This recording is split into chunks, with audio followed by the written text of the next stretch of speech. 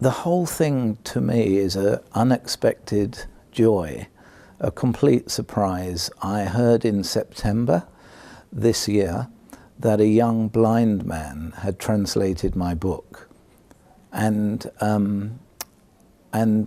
would I give permission to publish it? So I said, well, it sounds interesting, and they said it will be for the benefit of disabled people. And so I immediately said, yes, you can publish it and you can have the proceeds. Could you reassure me that the translation will be correct? Otherwise it would be as saying things that I didn't write.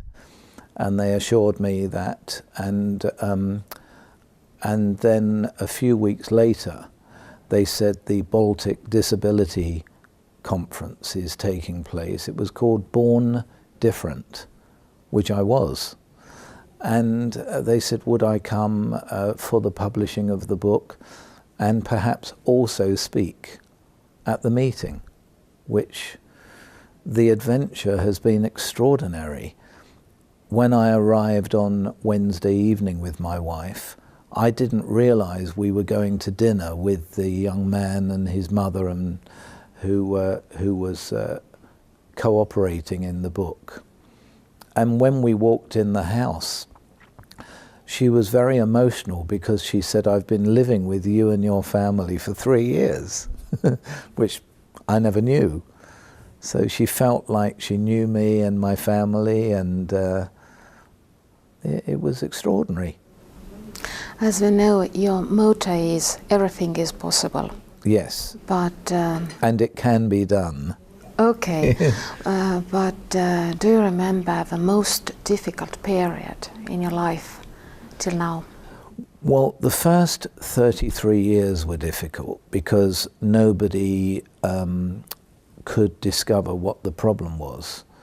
I had funny feet or unusual feet and saw many doctors for these funny feet, although my childhood wasn't funny.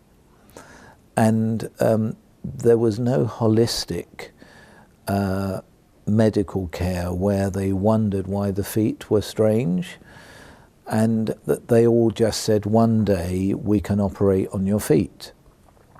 Separately, I was incontinent, although I didn't know what the word meant. You know, I was had no control over going to the toilet.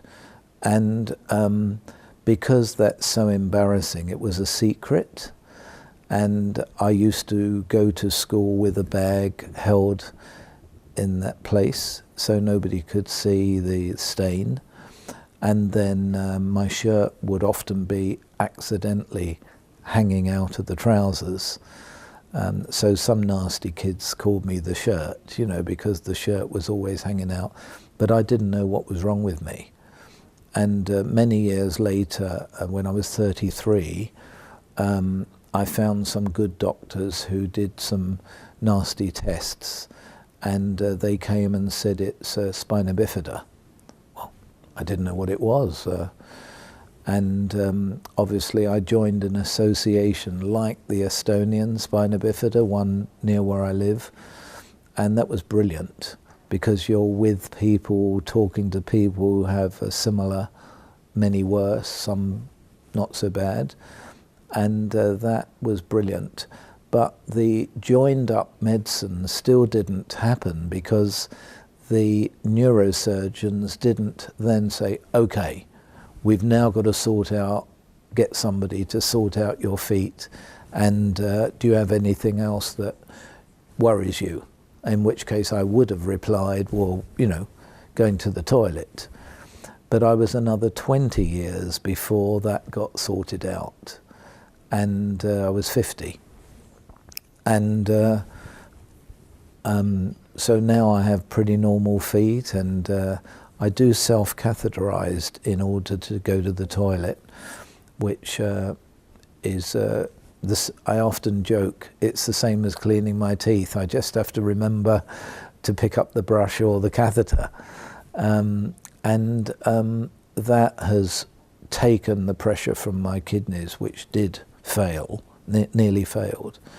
And I've learnt to treat obstacles as stepping stones rather than a blockage.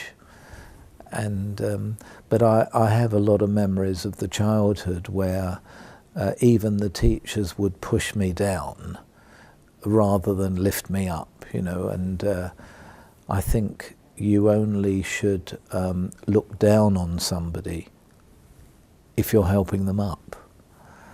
And in my book, the very first important page gives my final school report.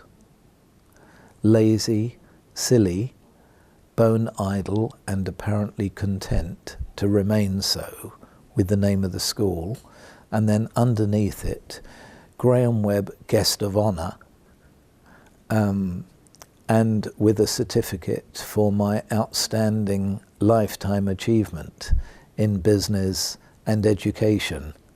Like, yes. So I went back as guest of honour.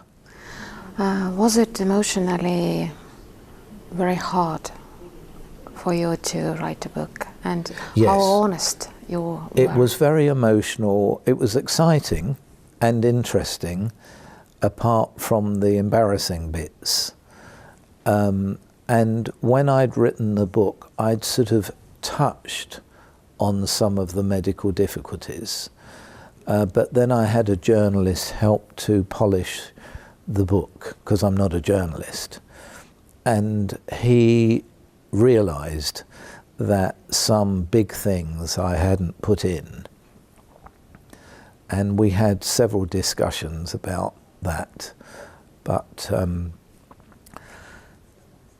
the doctors who partly encouraged me to do the book, they thought it would help other people.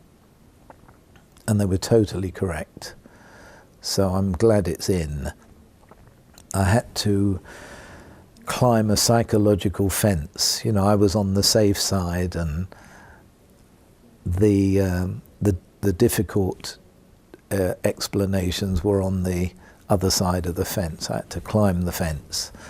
But now I get a lot of communications from people who the book has inspired them or helped them or given them a sense of perspective, and also a determination to find something that they like or something they're good at, which if you concentrate on anything that might help you, it's like a snowball, you know.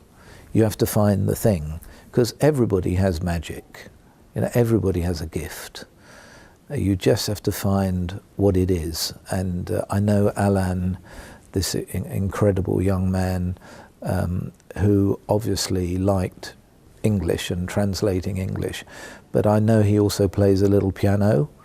And you know, drumming was something that I wanted to do and did eventually do. I imagine myself as an old rocker, rocking in a band. But having a hobby like drumming and getting good at it, it transferred into the rest of my life. And of course, meeting a nice girl who is still my best friend, that was special too. And you have a lovely family too. I do. We have 4 children that they thought we might not be able to have, you know, the doctors. But as I joke in my speeches, everything has always worked well. Do you know what I mean, ladies? And they always laugh. So I think the neurosurgeons must have thought there was a neurological something missing, which there obviously wasn't. My daughters are very successful songwriters, and my young son is a brilliant drummer with some great bands. And my oldest son's a drummer too, but he's also an academic, so he's a schoolmaster right now, but still drumming when he can. I am very happy to meet you, and thank you for your time. And well, of all the things in my life, this is one of the highlights. I mean, it's amazing, isn't it, that I knew nothing until September, and suddenly, you know, I'm here in Estonia, launching my book for the benefit of the disabled community, and meeting this inspiring guy who decided to translate it. It's like a film. That's nice to hear, and we hope to meet you soon here. Yeah, we'd like to come back and have a little holiday. It's a beautiful place. Thank you. Thank you very much.